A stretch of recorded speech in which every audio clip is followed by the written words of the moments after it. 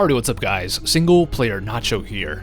In case you were wondering if Los Ganados had changed their carnivorous and brutal ways in the new remake, well, you're right. They're even worse now. Los Ganados just want some fresh, human picadillo.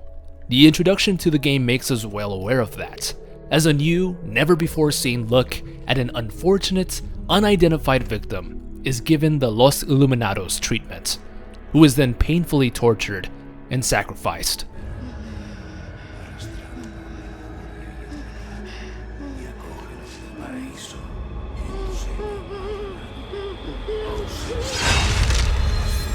Blood seeps into the Illuminados slab, painting a vicious image of what these creeps are capable of. Why are these blood sacrifices performed? What do they accomplish? Or, at least, what does this crazy-ass cult think they accomplish?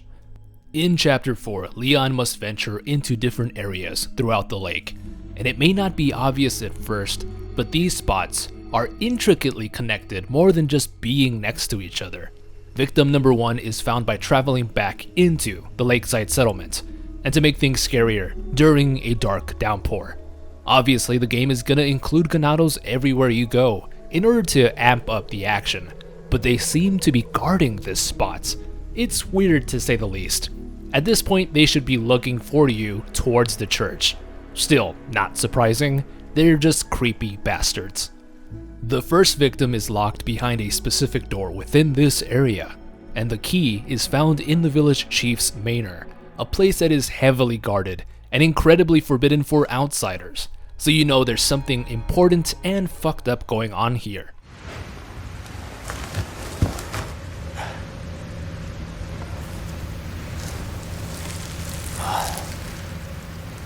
The hell is going on here?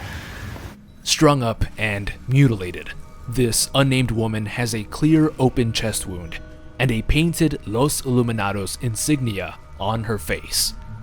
A brief summary of this sick, twisted ritual is shown when Ashley is captured and bears the exact same face paint. Ramon forcefully gives her some absolutely disgusting plaga juice, and interestingly enough, says this. Do not resist, my dear. It serves only to make your suffering all the worse.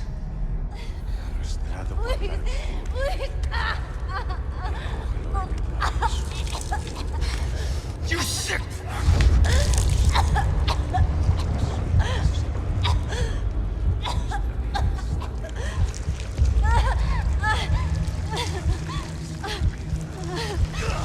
These victims suffered immense pain before their deaths. There's also discoloration from, well, the lack of blood and oxygen. Now that's all pretty obvious at first glance. What isn't obvious is where exactly all that blood is taken. Why the hell would anyone want to know that? Well, I guess we gotta figure it out. The lake features 2 spots that contain extremely demonic puzzles. The puzzles have dials with various inputs. Press the correct symbols and the door will open. This is where things take an even creepier turn. You must take the head of the statue inside as it acts as a key for another area. Once you do that, blood disgustingly gushes from the statue. For a second there, this thing feels alive. I mean, hell, this game has giants and armored monsters. But as soon as the blood drips onto the symbol, the connection is clearly made.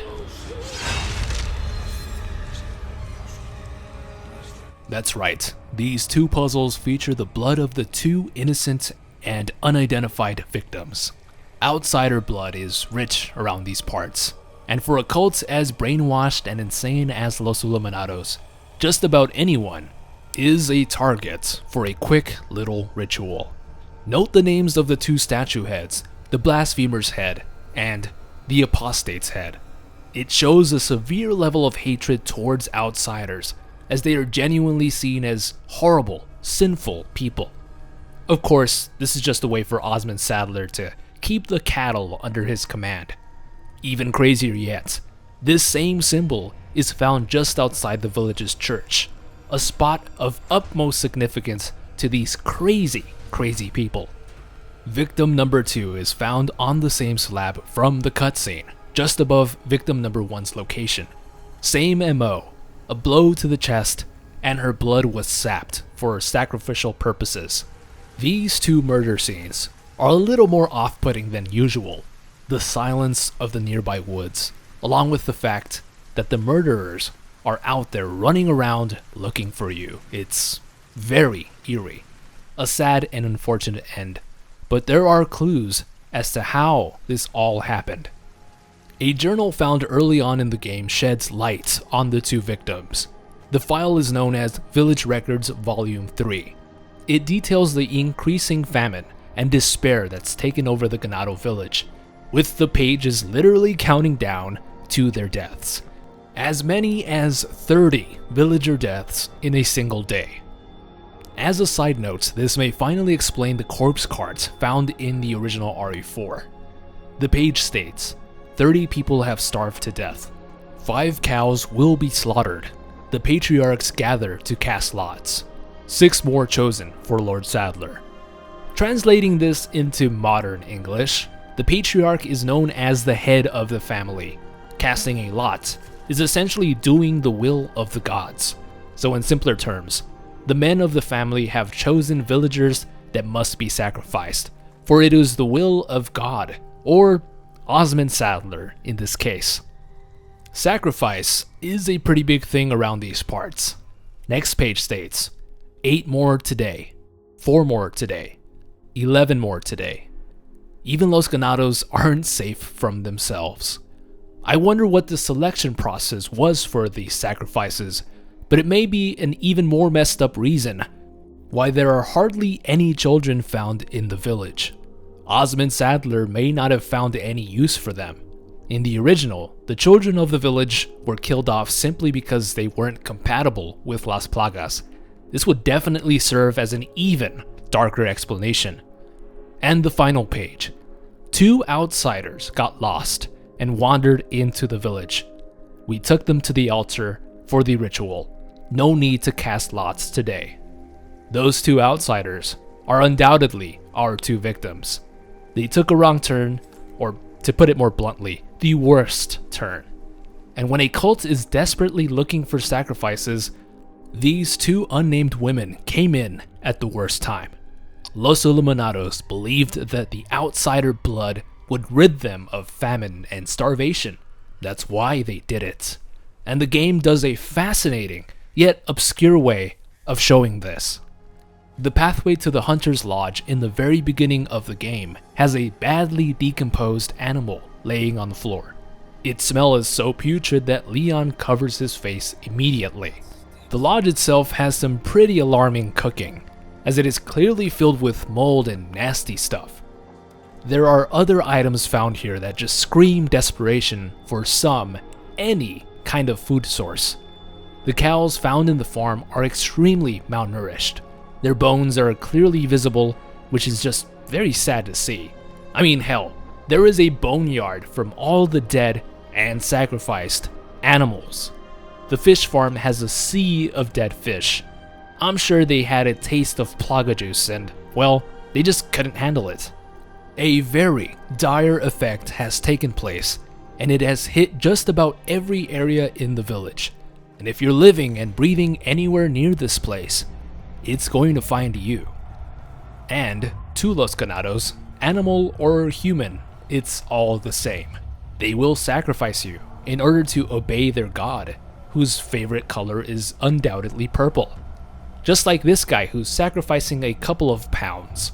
Sorry, I had to throw in some lighthearted humor in this video somehow. These people have just about lost everything, and it has made them even more brutal. You can see it in their biology, as you put some holes in them, but even more so in their faces. If you look closely, they aren't actually dead. Zombie 101, or in this case, Plaga 101. Their faces will continue to move upon putting them down, which is incredibly scary. The Plaga is still functional, and it wants its host to move around and kill some more, all in an attempt to please the undeniable will of Osmond Saddler. The control this man has over these people is insane. The things he's made them do, kill each other and, as we've analyzed, kill innocent outsiders, is just the beginning.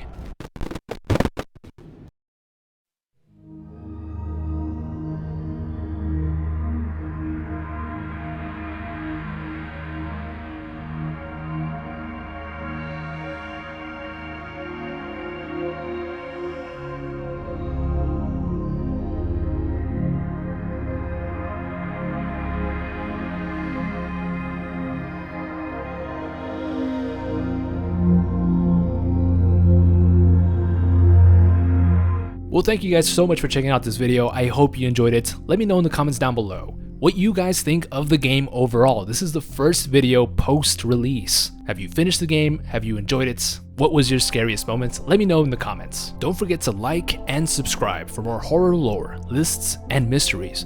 Have an awesome rest of your day, and as always, stay single.